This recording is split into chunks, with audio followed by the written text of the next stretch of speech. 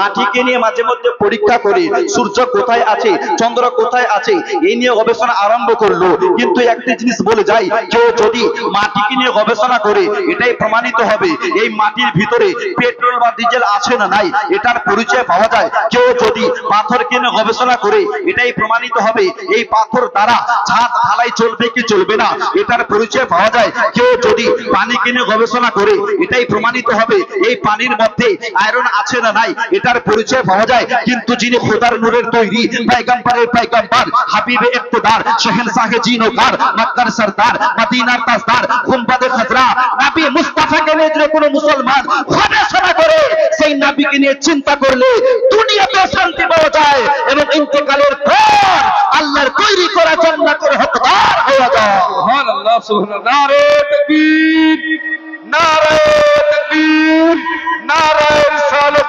মাসলাকে আলা হযরত মেহেদী বড়া তাজা আলা মাদ্রাসা।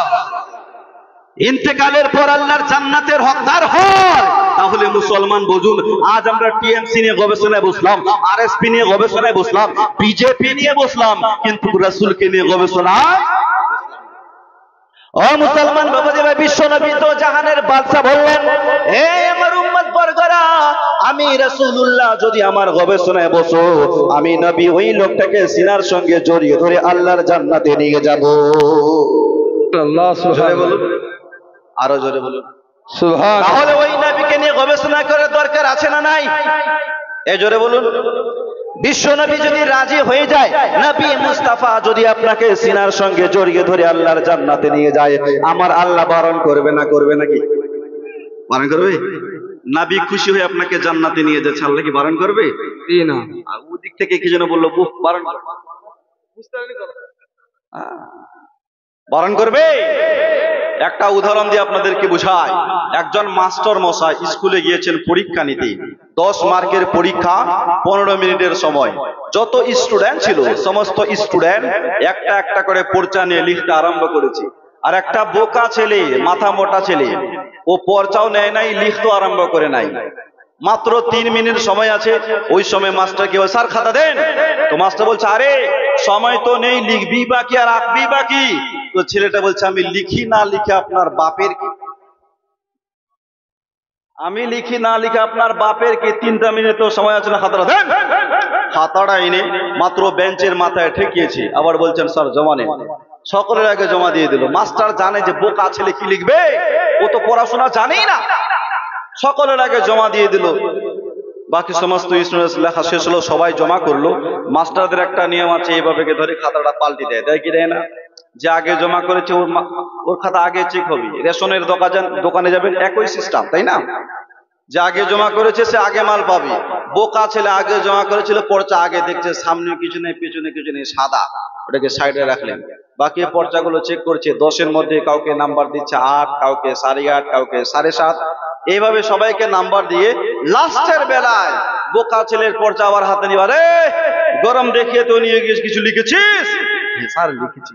কই রে, সামনে কিছু নাই, পেছনে কিছু নাই, কি লিখলি? স্যার ভালো করে দেখেন আমি লিখেছি। মাস্টার আবার দেখছে, কই রে বাপ, কিছুই তো না। স্যার ভালো করে দেখেন আমি লিখেছি। মাস্টার বারবার বলছে, বাপ তোর খাতাতে আমি কিছুই দেখতে পাই না। আচ্ছা তুই নিজে বল তো তোর খাতাতে কি লেখা আছে, তুই বল কি লেখা আছে। ছেলেটা বলে, স্যার আমার খাতার মধ্যে আট করা আছে একটা খুঁটি, একটা রশি, একটা গাই, কিছুটা ঘাস। স্যার দেখেন আমি আট করেছি। মাস্টার বলছেন, বাপ কিছুই দেখতে পাই না।